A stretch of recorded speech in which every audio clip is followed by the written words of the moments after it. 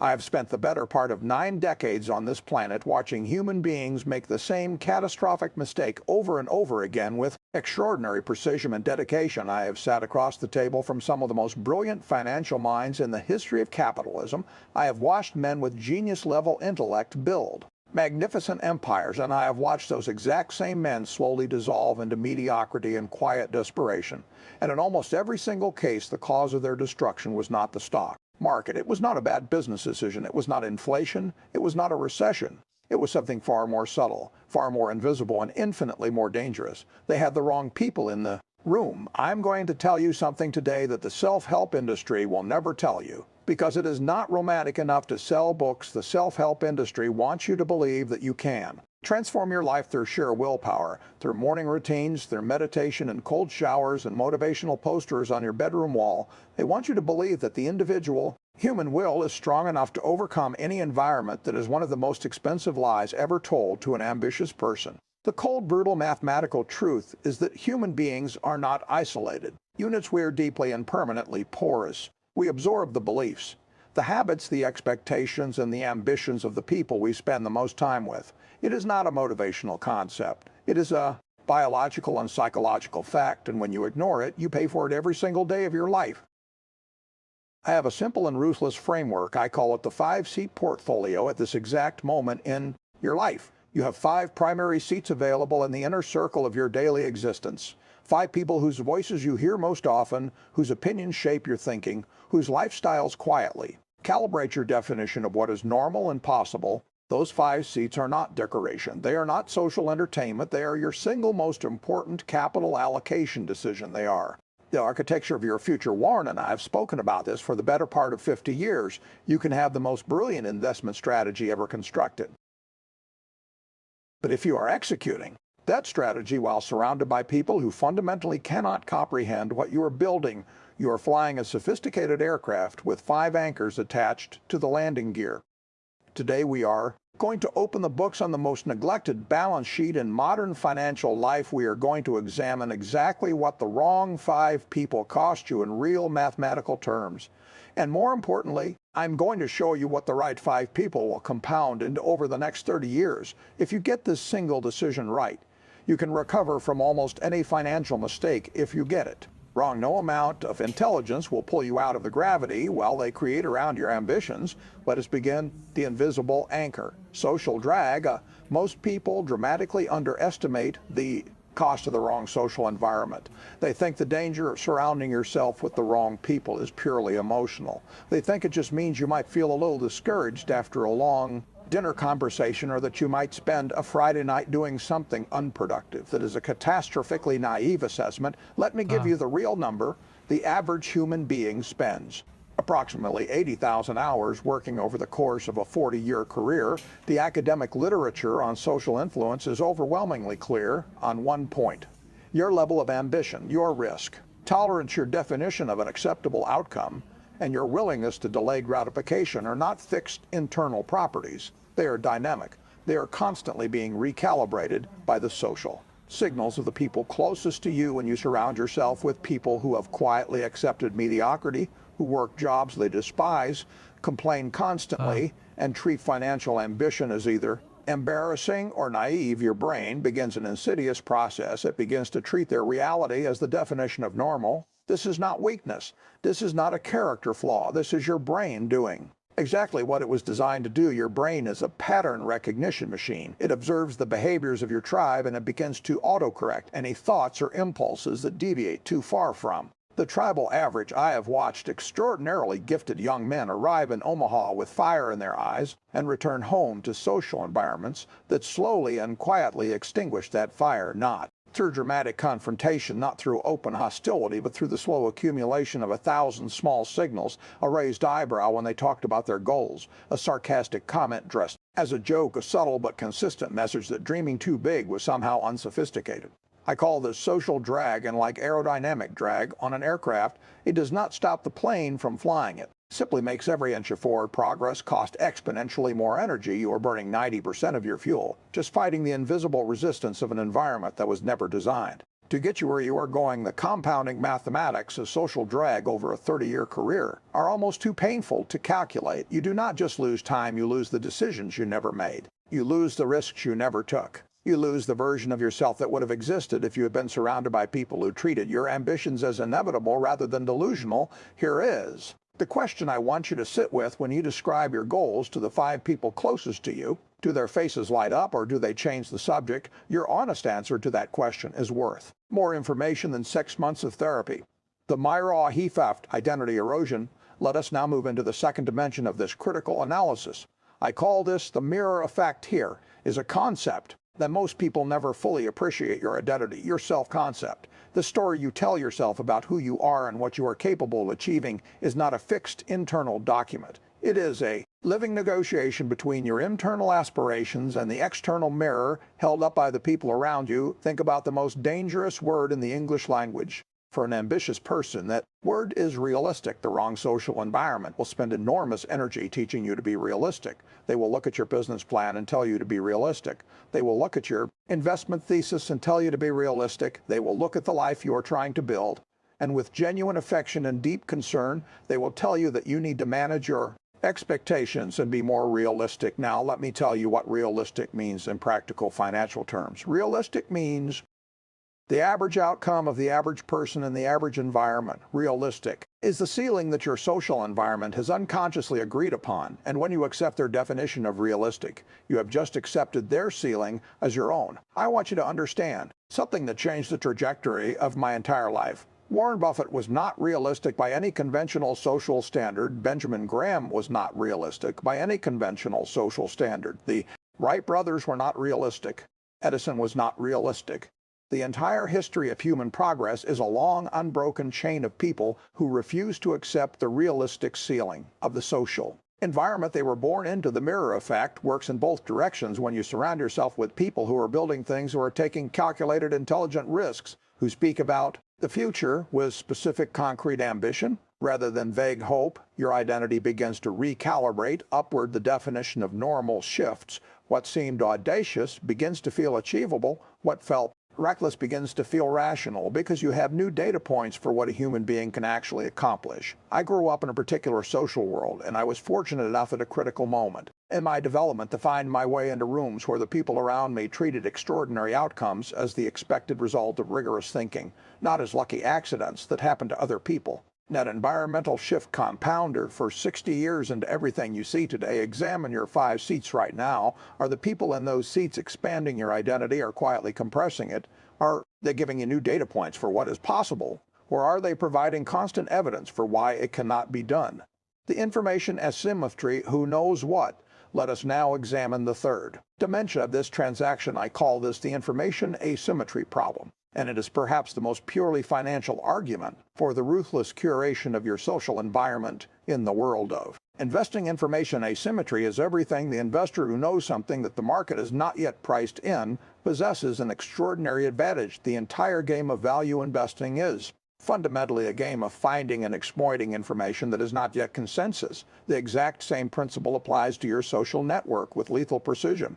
Think about how most people make the most important decisions of their lives. They decide which industry to enter based on conversations with people who are not in that industry. They decide whether to start a business based on advice from people who have never built one. They decide how to invest their capital based on tips they receive from people whose own financial life is in a state of quiet catastrophe. This is the equivalent of asking a man who has never left his hometown for advice on navigating a foreign city. The advice is not given maliciously. It is given with complete sincerity, and it is almost always completely and dangerously wrong. One of the most important things Warren and I ever did was build a social environment that gave us direct access to the best thinking in every domain we cared about. We were obsessive readers, but we also understood that the highest quality information about any given industry almost never lives in a published report. It lives in the minds of the people who are actually inside that industry, building and operating and failing and iterating every single day. When your 5 closest seats are occupied by people who are genuinely expert in the domains that matter to your goals, have access to a private intelligence network that no newsletter or podcast can possibly replicate. When one of the people in your inner circle has spent 20 years learning the exact lesson you are about to pay an expensive tuition to learn, you can access that knowledge for the cost of a single honest conversation. The wrong 5 people do not just fail to give you good information, they actively give you bad information delivered with complete confidence and genuine love. A well-meaning friend who has spent his career in a dying industry will give you very specific advice about that dying industry. A risk-averse family member who has never invested beyond a savings account will give you very specific advice about why your investment thesis is reckless bad advice from trusted sources is infinitely more dangerous than no advice at all, because you lower your critical defenses when the source is someone you love. Audit your 5 seats right now with cold financial precision. What do the people in those seats actually know that is directly relevant to the life you are trying to build, and what false certainties are they transmitting to you with the full force of their affection? The permission, structure, ambition ceiling. Let us now move into the 4th dimension of this analysis. I call this the permission structure. Human beings do not require explicit verbal permission to pursue ambitious goals. What they require is far more subtle. What they require is the feeling that their goal is socially permissible within their reference group, that the people who matter to them will not withdraw their approval if they attempt something large. This need for social permission is not a weakness. It is one of the deepest and oldest features of human psychology. We are tribal animals. The prospect of social rejection activates the same neural pathways as physical danger. Your nervous system does not distinguish between a predator in the savannah and the quiet disapproval of your 5 closest people. I have watched this dynamic destroy more genuine potential than almost any external factor I can identify. Extraordinarily gifted people who never launched their business because they could not survive the disappointment they imagined in the eyes of people they loved. The permission structure of your inner circle operates as an invisible ceiling, and here's the critical insight. You do not have to be told no directly. The ceiling is set simply by the altitude at which the people around you are flying. If the 5 people in your inner circle have never built a business, have never made a significant investment, have never taken a risk that required genuine courage, then the implicit permission structure of your social environment has a very low ceiling, not because they wish you ill, but because they genuinely cannot model what flying above that ceiling looks like. They have no experiential frame of reference for the specific altitude you are trying to reach. Now consider the exact opposite scenario. Consider what happens when even one of your 5 seats is occupied by someone who has already done what you are trying to do. They have built the business, they have made investment, they have taken the risk, and they are sitting across from you completely intact and actually improved by the experience. That single data point is worth 100 motivational speeches. It does not just give you information, it rewrites your permission structure. It eliminates the social danger signal that was keeping you at low altitude. Suddenly, the thing you wanted to do does not feel like a reckless deviation from normal. It feels like a well-documented path that has been successfully navigated by someone you can see and touch and have coffee with on a Tuesday morning. I want you to perform a very honest audit of the current permission structure of your inner circle. What is the highest altitude anyone in your 5 seats has ever reached, and is that altitude higher or lower than where you are trying to go? If it is lower, you do not have a strategy problem. You do not have a skill problem. You do not have a capital problem. You have a social environment problem, and no amount of personal development content will solve a social environment problem. The ceiling must be raised. The 40-year inventory, the funeral test.